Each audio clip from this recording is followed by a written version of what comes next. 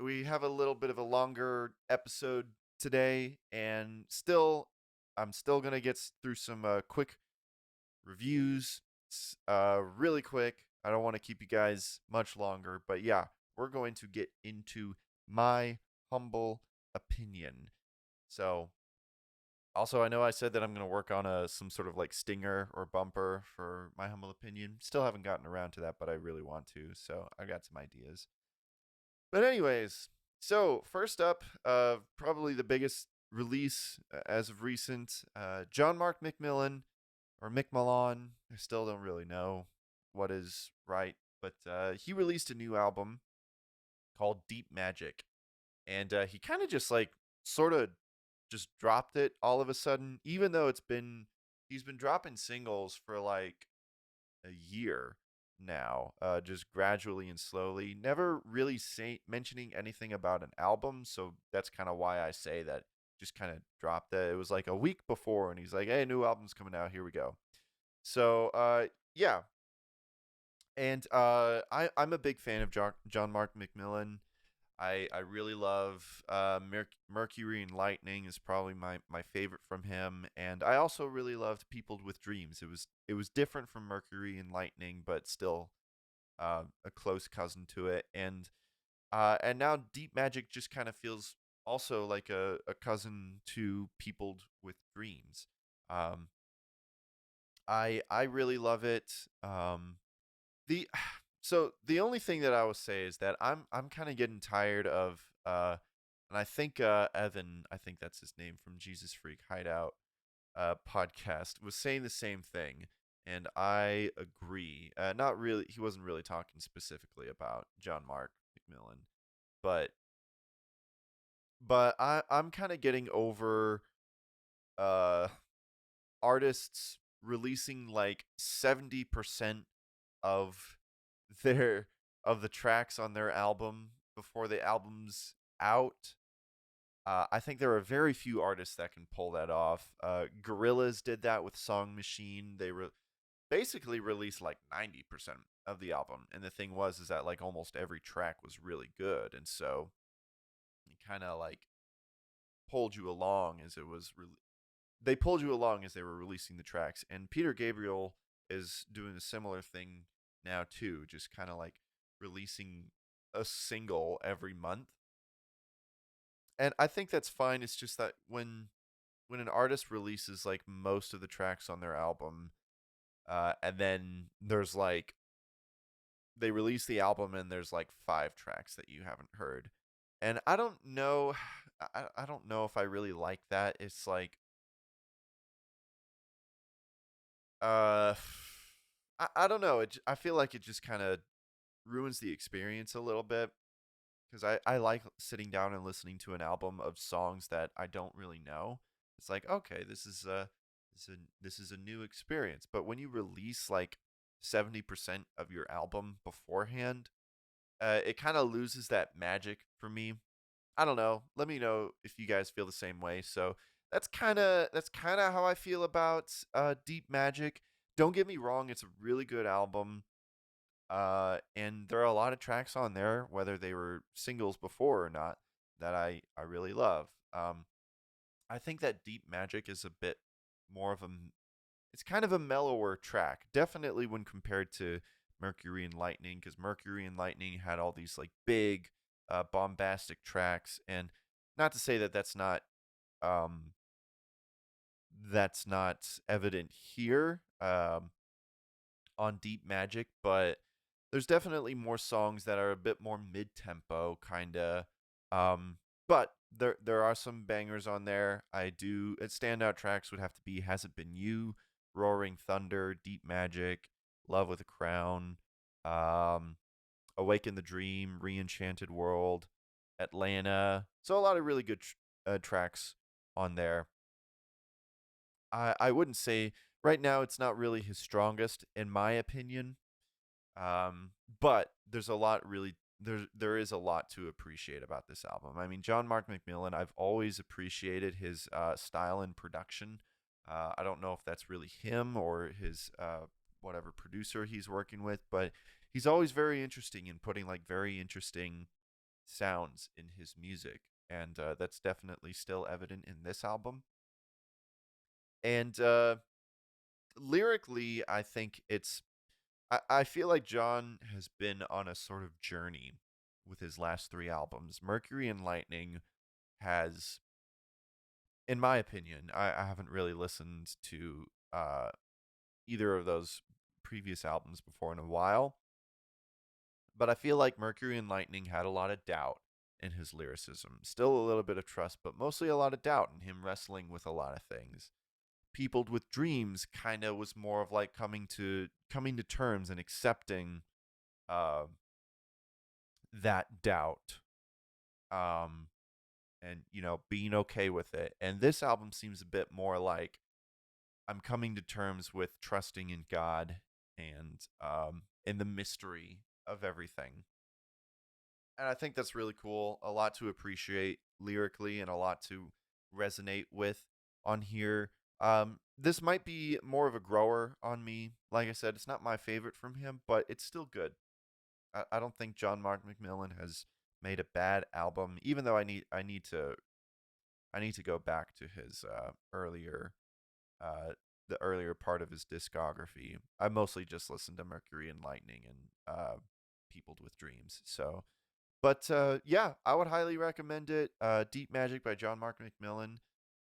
He has yet to disappoint me, really. So yeah, go check that out. Jesus, Jesus, save me from the tyranny of the familiar. Yeah, that's the music video for that song is pretty interesting, actually. I like it, but it's out of context. It's like, what are we watching? So go check that out. That was the music video for Love with a Crown. So next up, we've got um, an interesting release.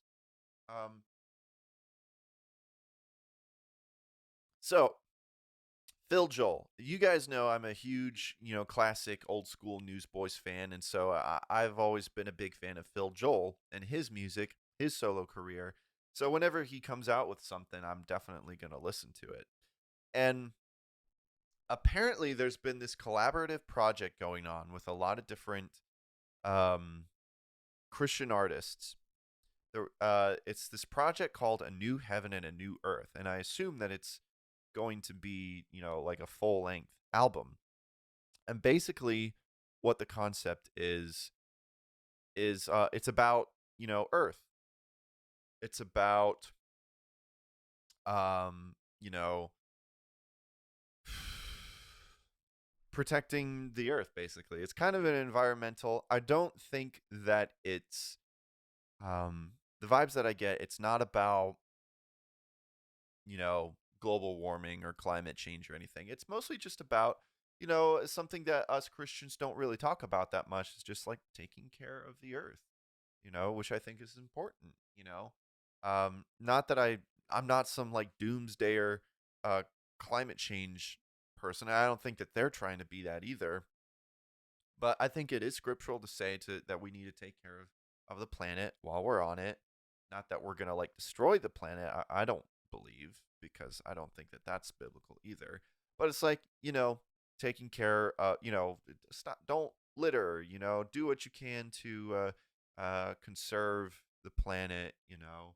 Just being good stewards. And I think that that's a it's an interesting message, to want to portray. But like I said, not a lot of people talk about that a lot in the church, and so you know I'm open to it. I'm down for it. And so Phil Joel and a bunch of other artists. Um, we've got Aaron Cole. We have I think it's Jason Roy and Don Chaffer. I think Jason Roy's from Building 429.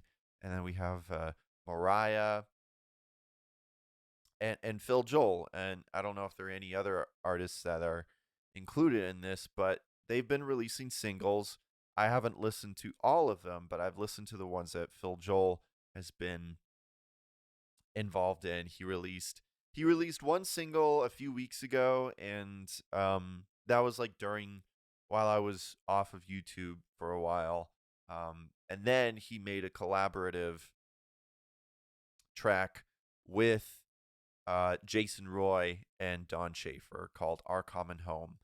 The other single that he did was called "Arms Around the World," and I think it's interesting. I was kind of expecting it to be like some like generic mainstream CCM, but it's got a little bit more of a heart to it, and maybe I'm biased because like honestly, I'll listen to anything that Phil Joel is on. Like I hear his voice and I'm automatically happy. I've got no problems with that, but I think it's pretty good. If you like Phil Joel, then you'll like these tracks. Very lighthearted and heartfelt, I would say. Nothing like nothing that's like going against the grain musically, but it's happy music and very inspirational. So I don't know. I would recommend those. A New Heaven and a New Earth. I'll probably give a review for like whenever the full project is out and give my thoughts on it. But for now, I've only listened to the Phil Joel tracks, Arms Around the World and Our Common Home. So yeah, go check those out. I wanna throw my arms around the world. Wanna throw my arms around the world. Lord, help us hear the cry of the earth. Sleep away. Also, I'm so sorry to the one guy that kind of got Mike Wazowski'd there with the album cover in front of his face. That's gonna happen, I'm sure. Uh, Not intentional at all. I just couldn't find any room for you. So yeah. All right. And next up we got friend of the show. He is he we have featured his music before. Chase Tremaine, who is also um you might also know him from the JFH podcast, the Jesus Freak Hideout podcast. And well, I mean, just JesusFreakHideout.com in general, but he has his own music. I think he was a spotlight from the last episode, spotlight artist. He has a new song called Time, and I think it's a really cool track. It's got a sort of like haunting melody and chord progression to it, and it's very I'd say it's kind of like minimalistic in its production, mostly just like guitars doing this like really cool loop sound to it, and like I said, very very haunting. And it's got I haven't really read the lyrics to it, but it's got themes of that kind of remind me of like Ecclesiastes, trying to find the meaning to life, but then finding it in Christ. I hope that I'm getting the themes for that right. Either way, it's a really cool sounding track. Chase Tremaine also released a cover uh, album recently that I'll admit I haven't listened to yet. I haven't had the time. It came out after this single, but yeah, go check out that. I think that's on Bandcamp as well. But this is just me reviewing the song "Time" by Chase Tremaine. If a bird faced lie can be my truth, then I've drunk from the fountain of youth.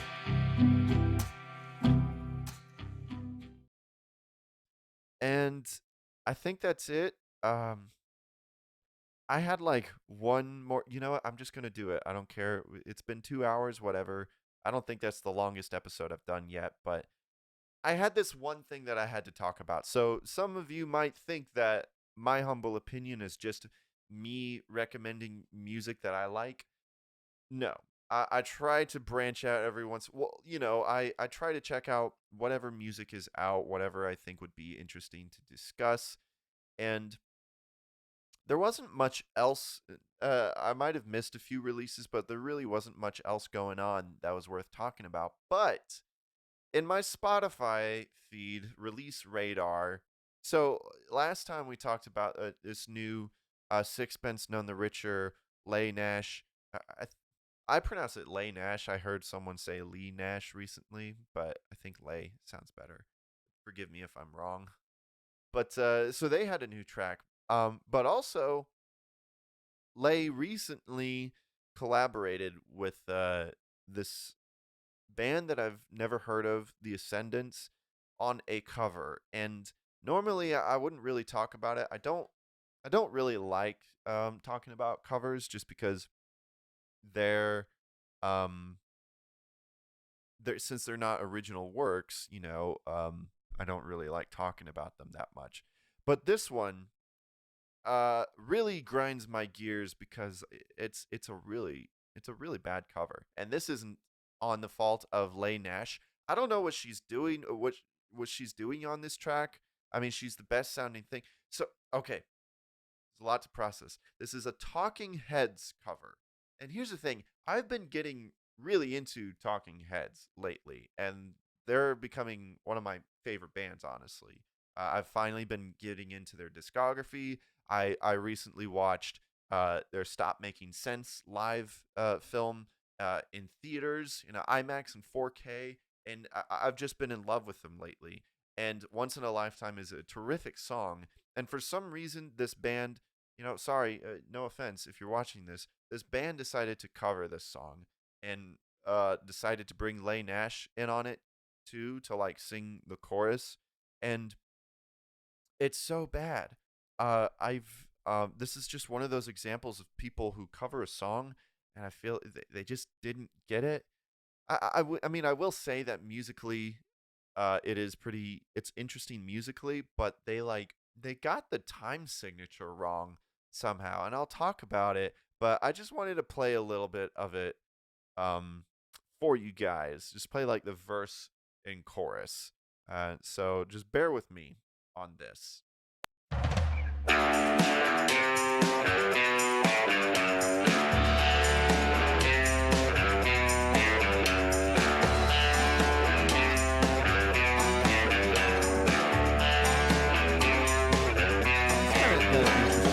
Start to it. And you may find yourself But then this living in a happens. shotgun shack. And you may find yourself living in another part of the world. And you may find yourself behind the wheel of a large automobile. And you may find yourself in a beautiful house with a beautiful wife. And you may ask yourself, how did I get here? Letting the days go There's by. Leigh Nash right there. Letting the days go by. Water flowing underground. Into the blue again. After the money's gone. Once in a lifetime. Water flowing underground. And you may ask yourself, Okay, shut up. Sorry. I'm sorry. I don't think it's good. Leigh Nash sounds fine. Leigh Nash, sorry.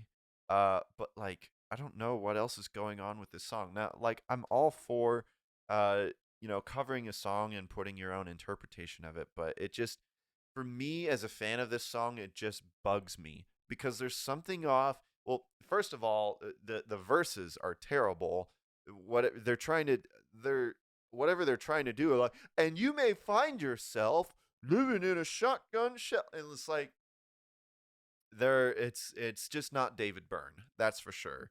David Byrne is like doing his own thing. He's like, and you may find yourself living in a shotgun shell, and it's consistent. But then you've got all the band members like taking turns going like, and you may find yourself living in a large beautiful house, and you may find yourself. It's so cringy.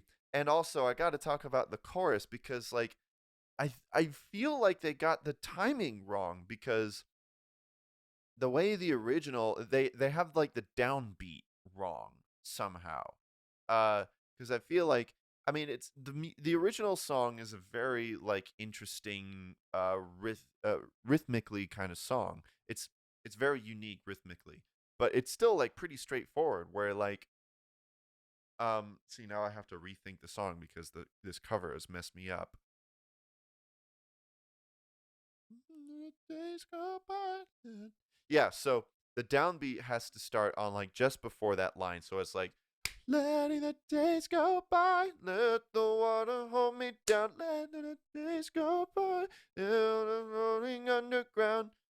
But the way that they do it in this song, it's like they're doing, letting the days go by, let the water flow me down, letting the days go by, and it's just off.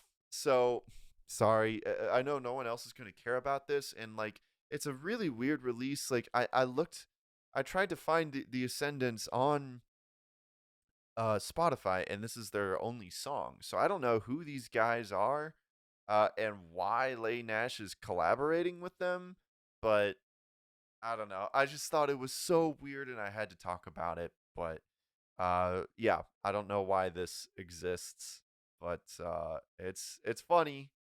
It's funny. Let me know what you guys think. But that's my humble opinion. That's a weird edition of my humble opinion. Hey you. Yeah, you person right there watching this video. Hey, did you know that this was just a little clip from an actual full episode of the show that I do called the I'm Clifford Today Show? Well, now you do. So you should just go and check that full episode out, and hey, while you're at it, you should just go subscribe and check out my whole channel. That's just my advice. You don't have to. You can do whatever you want.